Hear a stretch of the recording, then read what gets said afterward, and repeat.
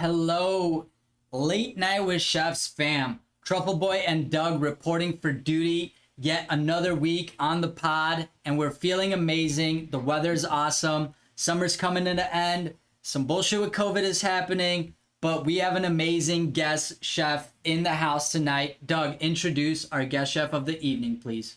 With pleasure. Hello, everybody. As Vlad said, thank you guys for tuning in. Truffle Boy holding it down in Vegas for us this week, out there killing it. Way to go, chef. Proud to see it. This week, we have the pleasure of interviewing Chef James Yoma. Chef has worked for the NFL and now currently resides out of Central Florida. How's it going tonight, Chef? What's happening, guys? Thanks for having me. Yeah, you're very welcome. We appreciate you kind of spending some time with us. I know you also have a podcast of your own, which we will definitely get into. But, how has that process been for you? It's been good. It's been a learning experience building a podcast and kind of understanding the format that we want to present and kind of the information that we want to share with everybody. We can talk about pretty much anything on this podcast for any subject, but my co-host Andre and I found the mutual love of food and him asking me a million questions about how to cook certain things on a pretty much daily basis. And we're talking about how he can't be the only person that's asked these questions. And I said, you're definitely not that only person. So that kind of grew into the idea. Why don't we do a podcast that's tailored to the home cooks, the food enthusiast at home that can get some information and put it into use. And it's not as flair as like the Instagram videos and the nonsense that goes on there, but there's some, real perspective from a chef and from somebody who's a food lover like Andre that can bring his level to that podcast as well. And I was, as we always do, we stock a couple of videos here and there. And so, I was sneak peeking that, and I kind of love that dynamic as you just explained. And I think that's what makes the show Chef so popular as well, because you have movie director name is escaping me. Jon Favreau. Jon Favreau, thank you. Yeah. Jon Favreau, and then you have Chef Roy, and they're basically that same. You have one guy who's just in love with food, asking all the questions, trying to figure it all out, and then you have the seasoned chef who's just kind of like, well, yeah, it's just this, and this, and you're like, whoa, wait, what? I've seen that show, and I love when he asks a technical question and the chef's like, no, just like flip the burger, come on. Yeah. Just like do it, just do it. That looks good. Don't overthink it, just do it. Yeah. And so I love the idea of your show, because I think it very much is that. It kind of brings both perspectives and sort of collides them together. Thank you. Yeah, appreciate it. So on to maybe more about your background and kind of where your culinary journey started. We'd love to kind of get your story as a chef, and Sure. Where'd that start for you? So I've known I wanted to cook since high school. I was one of the few fortunate people that knew what they wanted to be when they grew up. And how did you know that? So if we can, how did you land on that point where you were, confidently knowing that that's the route? Well, no one's ever that confident, but so yeah, I didn't have a job I think it was maybe my sophomore year, and I had a girlfriend, and I was like, well, I don't know, like I can't take this person out, so I'm gonna learn to cook at home. And I was raised by a single mom, so I would cook for my girlfriend and for my mom. And then I started doing special like birthday parties for people, like their cakes, do their birthday cakes, wedding cakes, whatever, not wedding cakes, but like anniversary cakes, little simple things. Took some classes. And I was like, I could probably do this. Like, this seems like cool. I had kind of a natural ability to pick it up, and just kind of carried it through, and got a job at a restaurant in high school. Got fired pretty quickly after, just because I didn't really take it seriously. I was incredibly immature, and I was just like, flicking pieces of lettuce and tiny tomatoes everywhere and making stupid sounds. And the guy's like, get out. Like, this is ridiculous. What are you doing? I'm like, I don't know. That was kind of the first wake up call. Like, oh, okay, I guess this is a serious thing. Can't be messing around too much. Then decided to go to Johnson & Wales. So did that. And, that was an interesting experience. I think a lot of people ask, in the past, like, is it worth going to Johnson & Wales, or is it worth going to culinary school? And it depends what you want to do, right? So the way I see it is, culinary school showed you how to hold the pan, showed you how to light the pilot light. The industry is going to show you how to use that pilot light, how to use that pan, and the versatility that comes with it. So started doing some volunteer work at St. Andrew's Country Club in South Florida during the holidays. And I asked the chef, I'm like, hey, like what direction should I go with my career, right?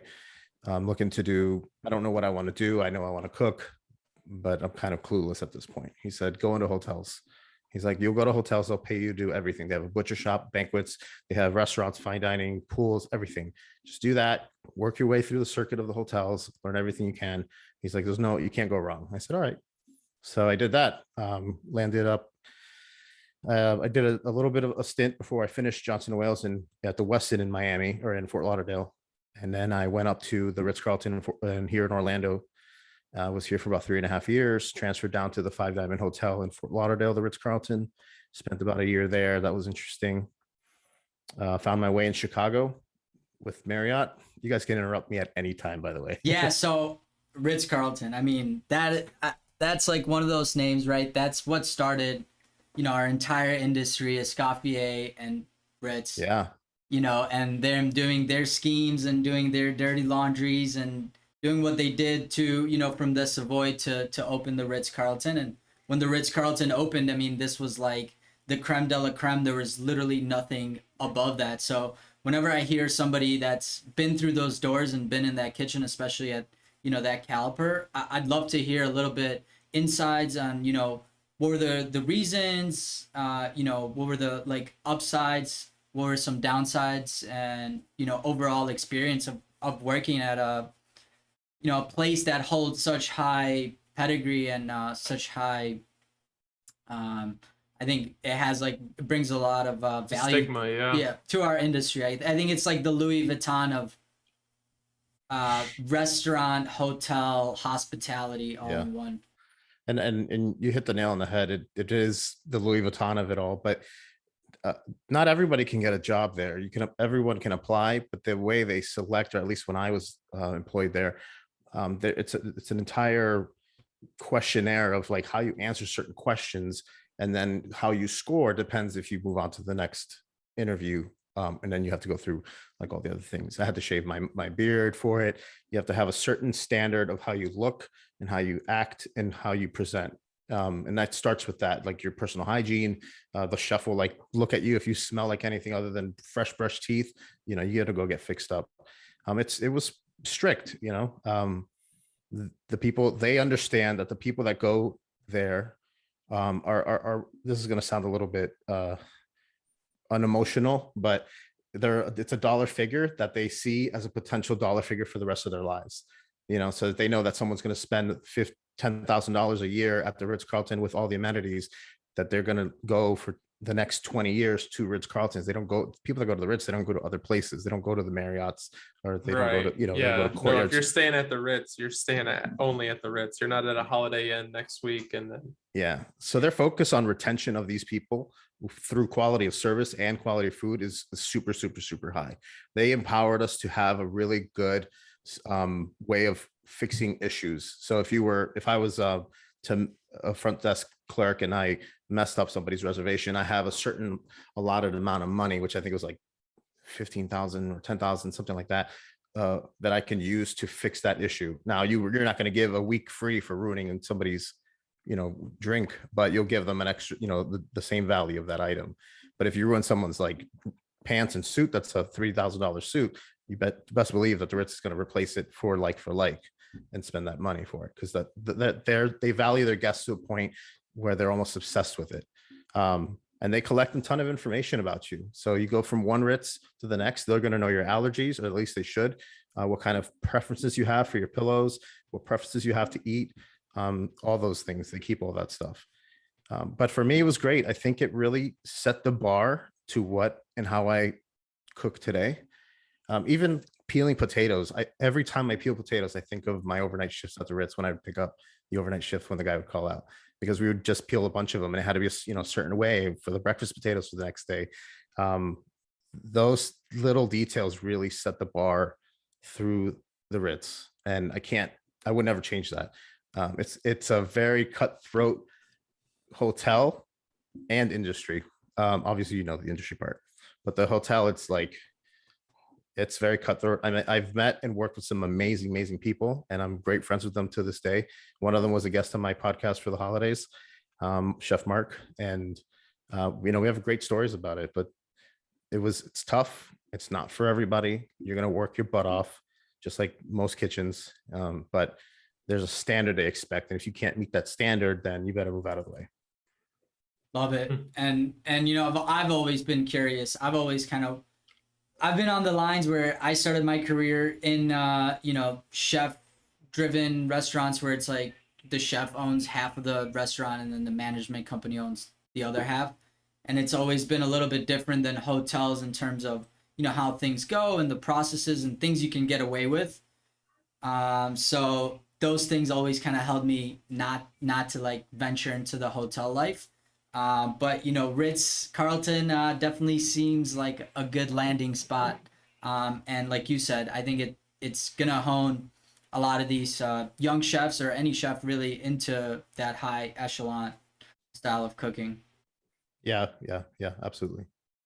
Well, and chef, I've experienced this, and I think a lot of other young chefs out there, and you kind of, you were asking the right questions. It's like, as young chefs, we all see like, oh my goodness, there's hundreds of different ways that we can do this food and beverage thing. There's hundreds of different ways we can do this hospitality thing, whether it's country clubs, restaurants, private chef, catering, banquets, hotels, you name it. There's so many different things, especially YouTube, nowadays, more than ever. TikToks, Instagram, Right. Reels, And so schmeals, for and all of that. asking, yeah, and for asking for that advice, it's like, all right, there's all these different directions, where do you turn? And, I myself at a young age turned to hotels as well. I was, very much along the same lines as like, oh, they have like QSRs and TSRs and banquet events and special events, and maybe there's a bar, maybe there's a lounge, maybe there's, a poolside. So I think it was really, really important that you kind of talked about that, because, the idea of this is to kind of inspire that next generation. And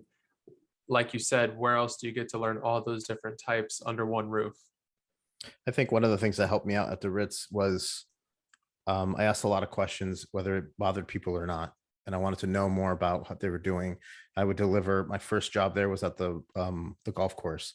So I'd check in, start my prep, and by a certain time, I had to swing the golf cart with the big back box on it and pick up bread from the JW and then run it through the spa, the pool, and the 3 Meal Restaurant steakhouse, and see all those kitchens. And as I'm dropping things off, and this is like, I was green, like super green. I was like, hey, what's that? What is that? Tell me what this is. How did you make that? And I'd have maybe 10 minutes, and they'll explain it to me, and maybe I'll find out next time. But I was always like in their face about stuff. It rubs people the wrong way, and it sometimes. But if you find here comes the bread guy again. Yeah. Like hide. Here comes James with the bread. Yeah. And I'm just here with my 7-inch hat, like walking through the door. No, but it was great. And I think asking a lot of questions, and then when opportunities come, and this kind of goes more so outside of the Ritz, I think industry wide, but when opportunities come and say somebody calls out, or somebody needs to stay late to do an expo, or somebody needs to help with plate up at banquets, it's important to say yes to those things, especially as a young chef where you might not be married, you don't have a dog, you don't have anything at home necessarily. Like, grind your teeth into it until people can respect you enough to say, hey, why don't we ask this guy, because he always says yes, and we can rely on him. If you're in this industry, there's a lot of value and reliability, which the younger generation I think now is lacking quite a bit.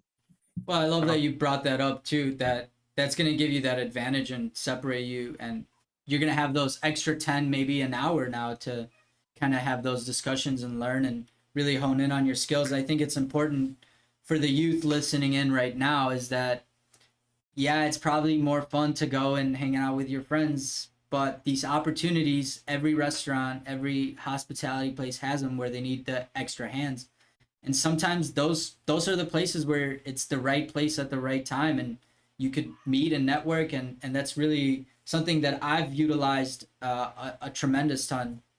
And I've got to meet chefs that otherwise, I might have not get paid for that event, but I got to meet that chef and make that connection and, you know, see that perspective. So I think the more you kind of take on these challenges and take on these, you know, opportunities, the more successful you're going to be, or at least the better character you're going to have as well.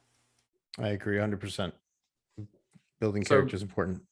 it definitely is. And kind of going back to your story, chef. So you're at the Ritz, and then you said you made a move to Chicago. Yeah, so I spent a lot of time cutting my teeth here at the Ritz as a line cook in Orlando. Was able to transfer down to Fort Lauderdale just to see a different hotel, move back home for a little bit. At the time, the Ritz took over the contract from this other hotel company that was there. It was pretty new, but it was right on the water. It's on A1A. It's a 5 diamond hotel, and it was interesting to go from something like the mega Ritz-Carlton here in Orlando, which has like over 500, almost 600 rooms attached to a 1,500 room hotel, and to a more of like a boutique hotel, Ritz-Carlton, where it's a little more intimate, if you will. Right. And it was a really cool experience because we were able to change the concept of the main restaurant from a French Caribbean fusion to an Italian American flair. And being a part of that process is, I think, something that not everyone gets to experience, you know. It was a lot of fun. We got to develop the menu and shut it down for a day, and then literally the next day it was a new restaurant, and we had a new menu, and it was awesome. What was that, you know, experience like, and how much did you really have, you know, per se, like your own opinions valued in that menu? No opinions on mine. I was a lead saute cook. That was the chef de cuisine and exec chef who ran that boat. But it was really good to see the process and see how it's done, and then be a part of it. That was, you know, at the time with the Ritz, I was a line cook, just kind of absorbing everything there. My opinion didn't really matter. Awesome. Yeah. So after that, we had an opportunity to move to the Ritz. The Ritz-Carlton, almost all of them are owned by Marriott. So I was able to transfer up there to the Renaissance downtown Chicago, where I spent about a year at a place called Bar Novo. It's the lounge bar, open kitchen concept. It was my first time working in a ventless kitchen, which is like a turbo chef and like a built-in induction burner that has its own filtration system. Kind of wild. And, you know, it's evolved since then, because that was back in 2010. It's funny you say that, because that's Doug's world right now. Yeah. It is. Yeah. Yeah. We have a finishing kitchen built where we have those little tabletop hoods. So we have a double induction, double panini, 2 turbo chefs. There's no vent. It's just like a little finishing kitchen almost. Yeah, and like filters into like a big, not a sponge, but like a big thick filter. Yeah, right? Exactly. Right. Exactly. It's like, is this really gonna stop a burn? I mean, there's a Hansel unit on this thing, but I could pick this entire hood system up right now. Yeah. Yeah. So I did that for a year just to get up there and do what I could. And then it was just time to make the move into a management role, a position where I had an opinion that could be put into place. And that was kind of tough, you know, knowing hotels and how cutthroat it could be. It was like, where do you go? And I didn't know anybody in Chicago. No one's going to trust me to do that. So I interviewed a bunch of places, and then an opportunity came up with a corporate dining company called Flick with Compass Group. And I did my internship with Compass Group in Atlanta prior to the Ritz-Carlton. So my experience with them was kind of iffy. I wasn't really excited about that interview, but when I went to the interview, I realized that they're a corporate company, but they're cooking real food. They're not opening up frozen pre-made items and putting them in, you know, hot boxes or putting them in the oven to serve. Right. And that really piqued my interest. You know, I can be in the world of corporate dining and all the perks that come with it, and I can still cook real food from scratch. Like, we made our own stock sauces, we made our own demi, we did everything. Aside from our own bread, we did everything. We soaked our own beans. Like, there was no cutting corners as far as that's concerned. And I was like, oh, great, this is what I want to do. So I went in. It was for Blue Cross Blue Shield downtown Chicago. It was shortly after they built the second half of it, because they were opening as I started working there, the second cafe. And then by the time I was in there 7 weeks into it as a sous chef, I barely knew anybody. The chef disappeared, just never came back to work. He came back one day and I was like, hey, are you okay? And he just like looked at me, and I think he was about to tell me, and I was like, don't tell me. The less I know, the better. I think there's something else going on here. Like, I don't want to be a part of this. And he's like, okay. And then he never came back. I said, all right, well, there's only me and 37 line cooks that are running this place, and obviously front of the house people and the food service manager. And I said, well, let me give it a shot. What are they going to do? Fire me? Like, what do I have to lose? And it was a tough learning experience. I made some mistakes and I learned a lot from it. And then from there, the company I worked for had the opportunity to win the business for the Chicago Bears at Hallis Hall. And they came in and did a tasting. They did 2 tastings at our location. And they would think it was maybe a 2-month process, 3-month process. And they said, okay, we want you guys to do the food service for the Chicago Bears, but we'd like Chef James to come with us. At least that's what I'm told. And I got a phone call while I was in a manager's meeting. I was already promoted to exec chef at Blue Cross, and my corporate chef calls me. He goes, "Hey, what do you think about being the chef for the Bears?" And I'm sure you're Vlad, you know where Blue Cross is, but you can see the stadium from like Blue Cross. It's right there. Yeah. And I'm on the phone looking at the stadium. I go, nope. He's like, what do you mean? No, like, I don't want to be a chef at that stadium. Are you crazy? Like, well, I'm not going to go from this to hot dogs. That's nuts. He's like, no, that's not at all what this is. This is up north in Lake Forest. It's the training facility. It's like they only go to the stadium for the games. And I said, oh, okay. I'll hear you out. Let's talk about it. And we did. And then I did that. I was there for 7 seasons. And it was awesome. Awesome. And how was that in terms of like the inner grid details of like, going from a Ritz to, this kind of NFL, what did it entail in terms of like what type of food, how were you able to do it? What type of team you needed to kind of operate this thing? Yeah. So I'll put it to you this way. Volume was key. What I learned from the Ritz transferred over in quality. So quality on how to train what I wanted from my staff, how I wanted things to be put in the coolers, how I wanted things to be labeled, how I wanted things to be presented. We had an opportunity to be creative, I guess, in like the catering side of things, because we were feeding the player, staff, coaches, and everybody in between about 270 people around there, but we're cooking for about 400 people just to feed 270. These guys eat a lot of food. And it's all basically a free for all for them. And it's really intimidating the first time you're there. You're like, oh my God, am my hand gonna get eaten off? Like, this is crazy. But on the other side of things, we were able to do really nice events for the families, the wives of the players and coaches. For season ticket holders, they'd come in, anything from carving stations to pre-plated events. It was a lot of fun to do that. And it was a beast, but we had, I think, including myself and the front of the house, maybe like 17 people total at its peak. Maybe 16, 17 people total.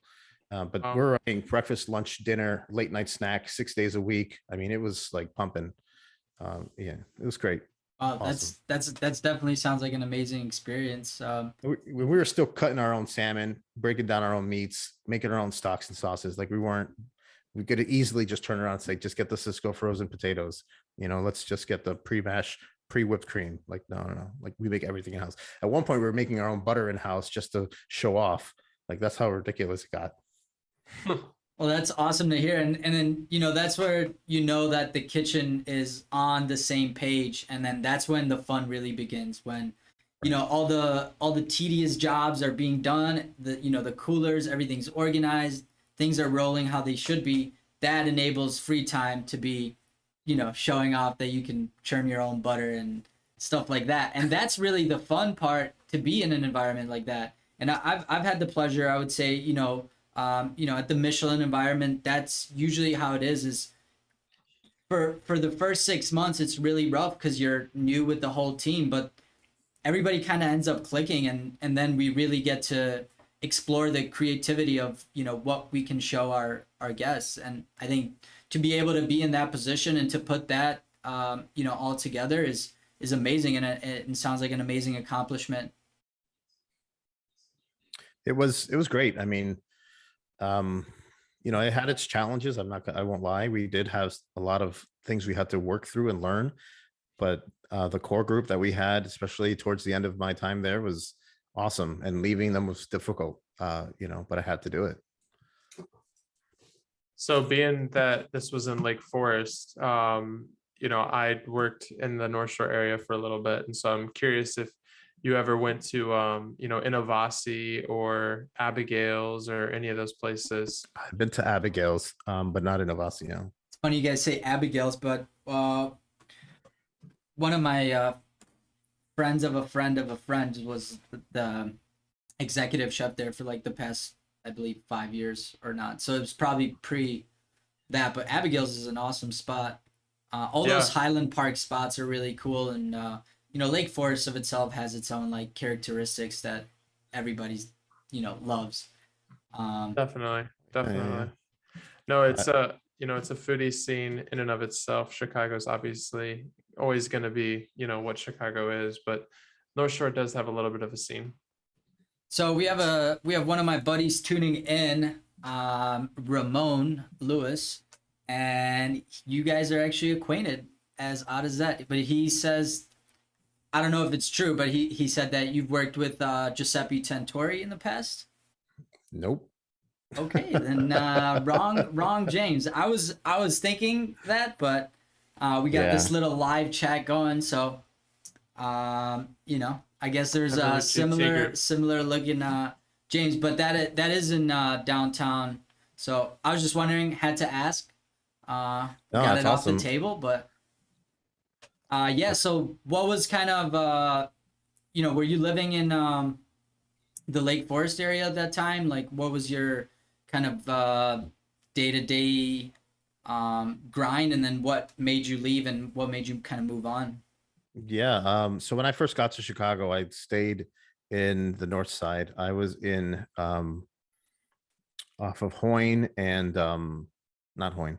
I lived in a couple different places. It was like walking distance from the stadium, near Uptown, like right around there. And then at one point, I stayed off of Hoyne and Lawrence for about 2 years, and then I spent 2 years off of Clark and Wallen, almost at Evanston. So when I was at Clark and Wallen, actually when I was on Hoyne and Lawrence, I got the job for the Chicago Bears, and I was commuting every day. And then I wanted to move to like a cheaper, kind of a crappier place that allowed dogs. So I didn't really have to live in luxury. So I went over there to kind of a rough area of Clark and the doppelganger, nice, the Clark area. But I was there for 2 years, and then I decided to, I'm going to obviously stay in this location for a while. Let me go buy a place, or at least try to buy a place up north. So I ended up living in Libertyville, which is like 7.5 mile drive to work. And that was probably the best decision I ever made. Like the miles that I didn't have to put on my car were awesome. And I don't know if you've been to like the Libertyville area, but that whole downtown has exploded in the last like 10 years. And it's awesome. I mean, it's great. They have the Milwaukee taco there, which is freaking good. We got a buddy of ours from culinary school actually working there. Not sure if he's still working there, but he's been a sous chef for a while there, doing this thing. So it is definitely a really awesome spot, and a very like homey family type of community feel. Yeah, Chef Lee is the owner there. And he just opened up again Milwaukee Trace up the street, just a few doors down. So I think he expanded from his barbecue place to the taco place over recently. Yeah, and I've heard nothing but amazing things coming out of that kitchen and out of that restaurant. Yeah, Main Street Social's there too, and you have a couple other restaurants there's some good talent in that area. It's almost like a hidden gem. There's no out here in the suburbs of Florida, you're not going to find that much like that. Well, the last thing we need is Triple D to come down and blow up Libertyville for us. No, he can stay away. I love it. So you're kind of with the NFL doing your thing, and you decide to make a move from there. What was sort of that jump?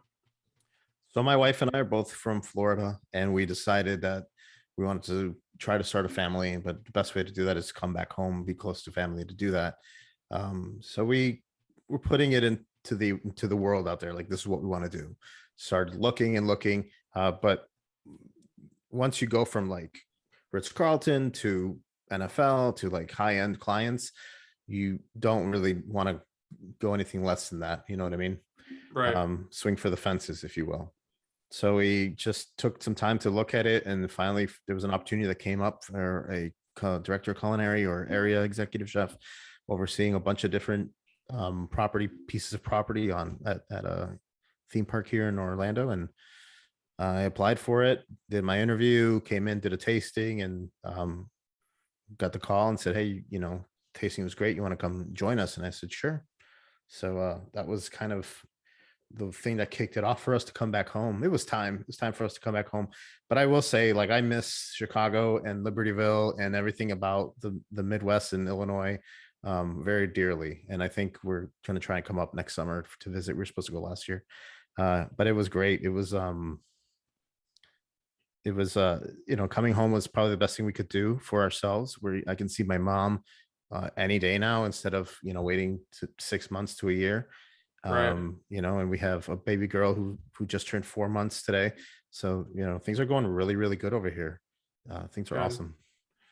Good. And kind of speaking on that, like you said, you were swinging for the fences. So what advice do you have for those chefs out there? Obviously, the goal is, when you're kind of going that corporate way, is to get that area director, that director of culinary title. What advice do you have for those chefs that have been executive chefs, CDCs, who are ready to make that director leap? That's a hard one. So I've always been transparent wherever I worked. I've always been very transparent to my bosses of what I want to do. I think it's the best way to do it, to say, like, here's my goal. This is what I want to do. Help me achieve it, And most times people won't help you with that. You have to do it on your own, but you're going to find somebody who's going to mentor you eventually and kind of like help you along the way. They're not going to do it for you, but they're going to give you the opportunities to get that experience. I was fortunate enough to basically go to the company I was with, and I said, look, this is the time of year after the season's over with the Bears, because they never get to the Super Bowl. That and that's not shots fired.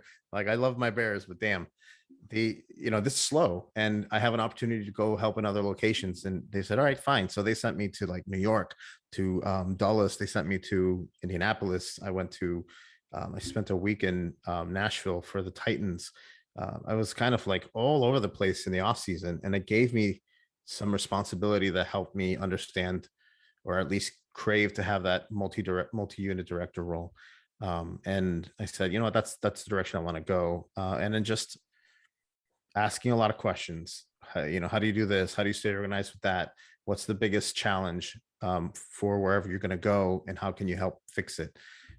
And I'll tell you this, I applied to 120 places trying to come back home, and one place hired me. So it just takes one. It takes one person to listen to you and believe in what you want to do and put it into fruition. I'm lucky enough to do it. I'm lucky to be where I'm at, but I also rubbed a lot of people the wrong way, asking a lot of freaking questions. I love it. I love it. And I think the most important thing, like you said, is to be true to yourself and whatever that mission is. And, for every chef, that's different, and every chef has that different mission, but to recognize whatever your mission is as a chef is definitely a skill I think we all are still learning. Agreed. Yeah. So as we kind of move on, where are you at now? Kind of what you got going on in your life? How's that life that you've built, back, coming back home? What's your day-to-day looking now, and what's your plans for the future as well? Well, the day-to-day is crazy now that we have a daughter. So like maybe like 10 minutes before I got on here with you guys, we were bathing her and she was screaming her head off. So our day-to-day is just like a little hectic. No, but it's great. I think something that my former colleagues are catching on to more recently is I switched over from hotels and restaurants to corporate, because I wanted to have quality of life, and I didn't want to sacrifice the quality of food in the process. So that's important to me. And I think right now I have a good quality of life. I get the weekends off, I get most holidays off. My day to day is it's changed since I started working for this company, because we didn't have COVID. But now with COVID, everything's kind of been turned upside down, right? I'm sure you're aware. So just navigating the waters of the needs for our client has been the biggest part of that. And things Right. right now change on a dime. You know, we're gonna open up a new location, and then they might say, you know what, something's going on. We're gonna postpone. And I have all of my menus done, all our prep lists ready to go, all my order guides ready to go. And but we have to stall. Or they say, hey, now we have to do it in like 3 days. Like, let's hurry up and do it. So right now we oversee 31 locations on property. Only 21 are open right now. Wow. To give you an idea of how things are going. They're not going bad. They're actually going pretty good, but it's not like it was when I first started. It was gangbusters when we were first there. I mean, busy. And now it's busy. It's getting busier, but more so because nobody wants to work. It's hard to get some help. You got that right. Yeah. So, and then for future plans, just, grinding it out right here, seeing what we can do. We just built a house last year, and so we are just enjoying it, and you know enjoying each other's company. My wife works for the same theme park, so she just went back to work, thankfully, and we're all kind of coming back to our normal, how things used to be. And Yeah. hopefully we can travel a little bit and do some things. Obviously the podcast was one of the passion projects we started, with this whole thing. Yeah. And as we kind of wrap things up, give our viewers a little bit of an idea of where they can come watch your podcast, where they can hear you, and kind of what your overall theme is. You talked a little bit about it earlier, but love to hear some more. Sorry, I was reading the chat. I think there's some people I know on there. Definitely some people, you brought the whole I the whole gang we bring the party. on. I love it, and we appreciate that. Of course. Any repeat that question if you don't mind, Chef. Yeah. No, I was just, talking about your podcast. If any of our viewers or followers that listen to our podcast would love to check out another chef's podcast, where can they find it at? We're on every platform that has a podcast available. We process it through Spotify and through Anchor, which is part of Spotify. But we're on Apple Podcasts, Google Podcasts, all the main ones, and then everything in between. And our podcast is kind of cool because it's very much tailored. I think I mentioned this earlier, to the home cook enthusiast. Andre and I kind of make fun of the TikToks and all the Instagram videos of where they take a bunch of crap and throw it in a pot and they say, look how great it came out. But right? It's like 3 cutscenes later and it's not even the same food. Like, come on. Yeah. I agree with that 100%. And it's Yoma Cooking Cast. It's Yoma's Cooking Cast with an S. Yeah. So it's more of like a banter of Andre and I, and then peppered in with some knowledge of cooking. That's pretty much me and Vlad's show. We have some really amazing chefs, and then me and Vlad kind of just sit here and with our jaws open, flabbergasted most of the time. That's awesome. Yeah, no, it's fun. We kind of slowed down on it ever since my daughter was born, and Andre has his kid, so we're busy on that front. But we're gonna put out some better episodes, some new things we've been talking about. Yeah, I love it. Well, Chef, it's been an absolute pleasure. Whoa, Doug. We have so many more questions. Like, oh, tell me. Ask me all of them. Well, I'm from just like my love for the Ritz.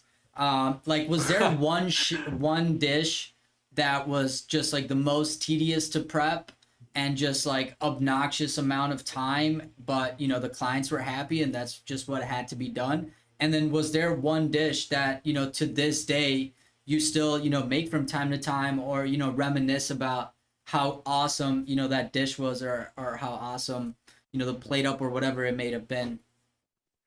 So the tedious one, when I first started at the 3-meal restaurant, the steakhouse, the tedious one was the damn seafood tower, and we have to shuck everything to order. And if you get 3 of those in a row, plus your Caesar salads and everything else, and you're still shucking the first 6 oysters for that that seafood tower, you're like, that was a real pain in the ass. And I think about that a lot actually, because it's such a great dish. You bring that out to the dining floor, everyone's going to stare at it, and then you're going to get 3 or 4 more of those orders that night. Yep. But that was that was kind of like the panic mode as far as the the PTSD that I get from that. And then I worked the grill. It was a steakhouse, so we had all kinds of steaks and salmon, and that was my job, is to mark the steaks on the grill and cook on the temp. So every time I cook steak, like every single time, that's what I think about. I think about the compound butters and how I made the compound butters there and how I make them now, how to make crusts with the butter in panko. And then the seasonings we did, like we had microgreens, but they were like wild microgreens, and we would dry them out once we had them left over and use them for our herb mix. It was great. Nice. Yeah, Any those are like the- super fancy schmancy things that will, I'm all about truffles, caviar, foie gras. Yeah, so that we did a lot of that at the Ritz of Fort Lauderdale. They brought in foie gras, and they had us they had us race to clean the vein out of them. And I was like, this is the best way to learn how to clean foie gras. It's just like, go through it. But I was for a holiday. We did torchons with the foie gras up in Orlando. That was great too. But we did those for like Valentine's Day or New Year's Eve, those special events. Yeah. The Fort Lauderdale Ritz had a little more time to do fancier things because they, again, they were a little more intimate. And then truffles, they would cryovac them and stick them in, the freezer with rice. And that was my first experience with like how to store them. And now it's like, okay, like just cryovac them with arboreal rice. Perfect. Like, let's keep them dry. And then you have beautiful risotto when you're done. Yeah, exactly. Infused naturally right there. Yes. No, I love that. And then maybe in your NFL career, as you were feeding breakfast, lunch, and dinner, was there any items that were like, the fan favorites, I would say, that, you kind of put your time and creativity into making, and like that was like people were looking for that, were kind of planning their week and being like, oh, chef's gonna make this for us. Yeah. In my time there, I've had I'll tell you about a failure I've had, and I'll tell you about a success I've had there. Love it. My background is I was born in Puerto Rico, raised in South Florida, so it's a very Hispanic cooking background. And my first year there, I was like, I'm going to make these guys like go, what is this? And have them try all this new food. And I got all these like crazy ideas. I'm excited about getting these guys to try new food. And I realized that if they can't pronounce the damn thing, they won't touch it.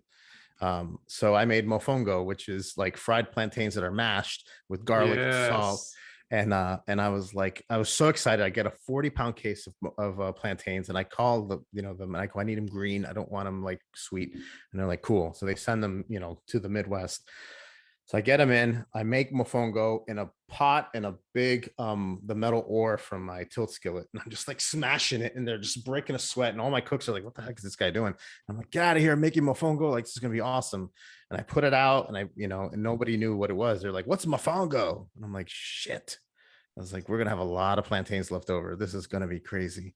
And we did. We had about 2 people eat it out of like 270. It was a big mistake. No. But it was delicious. Well, I appreciate the Yeah. effort. I love mofongo. I love Puerto Rico in of itself. And all those little cool different things, like pinchos at the beach was like my favorite thing when I would stay there. And just like, getting it from like those like little mom and pop shops was amazing. So that rusted out truck by the side of the road. Exactly. There. So one of the things we did really good there is listen to the players, especially like the ones that were paid more, I guess, like it's the stars of the team. So when Mitch Trubisky got brought in, every time right after the draft, the next day they'd bring the person they draft and they would tour them, and I'd make sure I'm there to say hello to them. Like, hey, my name is James. At some point, I'd like to talk to you. What you like? What did you grow up eating? One of the things about these guys is all of them just got out of college, so all they know is their mom's, grandma's cooking, home cooked meals. But a lot of them have different backgrounds, and I kind of want to know what that's like. So my example would be Mitch Trubisky. His mom made her famous chicken peppercash, and I was like, okay, we'll try and replicate it. So we did it for the rookie night. We did a whole thing called Mitch's.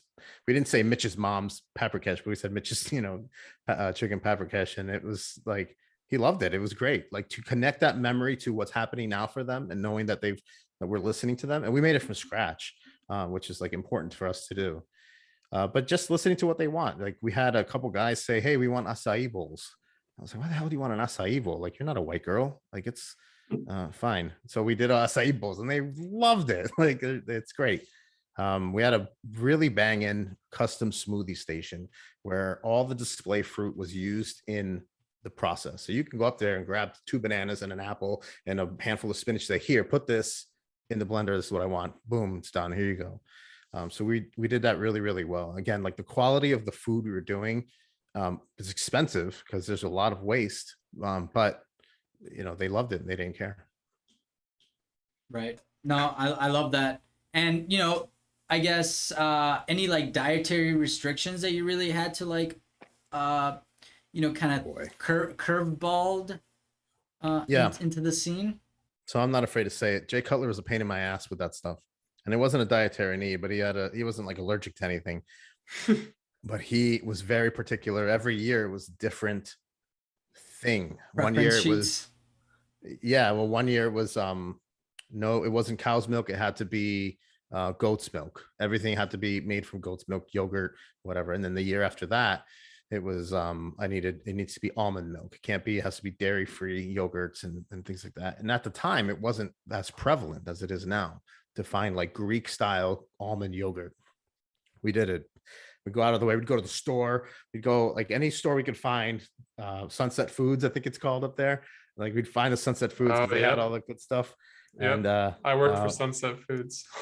I love Sunset Foods. They have some really good stuff over there. Oh, Sunset Foods. So I had to be friendly with the dairy manager there, and I was like, "Hey, I should change up the bears. You got that yogurt that came in?" And he's like, "Yeah, I got it." It's like, "Great." So we go and pick that up. And then one year he was gluten free, which he isn't. And what kills me is he was eating a pizza in the cafe, and I'm like, "Hey, here's your gluten-free bagels." And he's like, "Thanks," shoving pizza in his mouth. I'm like, "Man, you're lucky I love working here." Right. But there were some. I can't remember his name. We had a vegan who was the 350-pound vegan was like his like shtick. And he finding out how to feed him was cool. I mean, it was really cool to see that. And he was huge. I'm like, "Are you sure, man? Like you don't sneak like steaks under your pillow at night and like you're not doing that?" He's like, "No, it's all complex carbs. It's all like just healthy ass food." And he's just genetically a big person and it fuels him the right way. It's pretty cool to see. Every position has a different dietary need as far as what they need for like fuel. Your linemen are going to eat a lot and they're going to eat whatever they want. And then you got you guys that are like special teams, like kickers, punters, long snappers. They're going to eat more salads, lighter things, seafood, stuff like that. Oh, it's really awesome that you kind of, have that intimate, relationship with the people you're feeding on a day to day and, really be able to bring in the best of the best and, whatever's on their wish list and be able to go and do that is pretty phenomenal.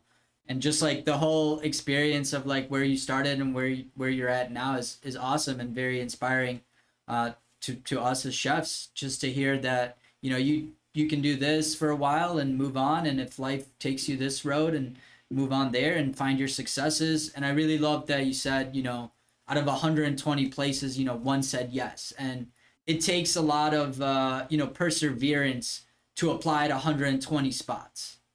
Yeah. And yeah, for sure. I would love. We live in a world of immediate gratification, social media, with everything, with, how we get in touch with each other. It's instant. The endorphins are like this. I want it now. How many likes I'm going to get? What's the approval rating for this?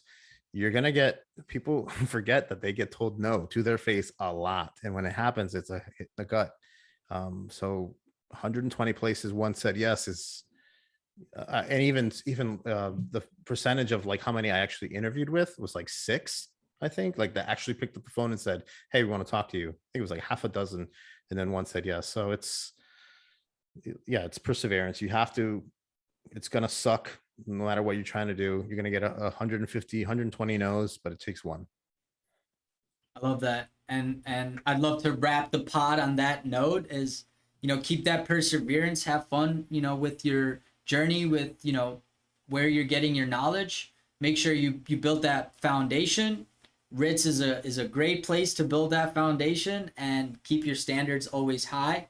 And just like, being able to reminisce on the good old days of like, as you were marking steaks and, I have like certain, attachments to previous jobs where, that was pretty, that's what we were doing. So like, I do see that perspective of like, every time you're cooking a steak, that kind of brings that good, good feeling about, the times that you had, in your youth.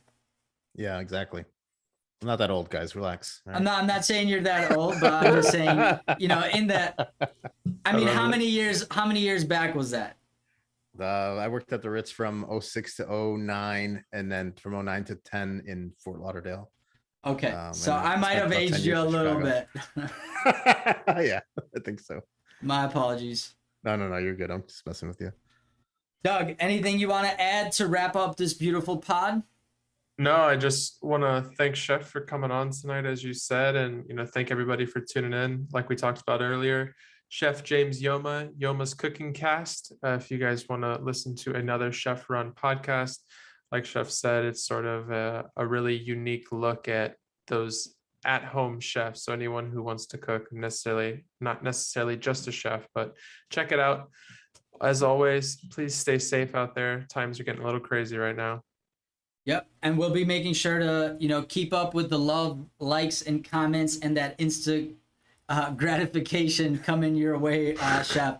We really appreciate you coming on the pod, sharing your experience, and sharing this beautiful time with us. And yeah, we're going to be long time friends from now on, and we'll be sneaking in your DMs and posts all the time. So we're not shy about that. I appreciate it. Thanks for having me, you guys. Thank you so much. You have an amazing day. Thank you, Chef. Thank you, everybody. Thanks.